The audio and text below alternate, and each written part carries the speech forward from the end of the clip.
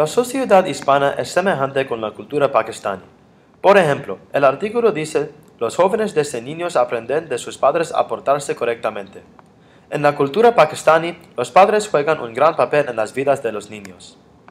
Si una madre hace una cosa, es probable que su hija haga esa cosa. Es más, las personas de la cultura hispana y la cultura pakistaní necesitan entender sus acciones y cómo sus reputaciones y sus nombres de la familia son afectados por sus decisiones. Por ejemplo, como el artículo dice, ellos raramente abusan de los privilegios que puedan recibir de sus padres. Esta creencia no es solo para las familias hispanas, pero es también para los hijos de las familias pakistaníes. En la mayoría de las casas, especialmente en una casa desi, los hijos son los orgullos de sus padres. Entonces, los hijos deben comportarse en una manera que se representarán a sí mismos y representarán a sus familias también.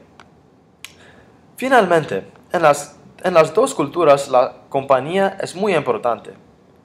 Los amigos tienen mucha influencia y ellos pueden cambiar su vida en una manera positiva o negativa.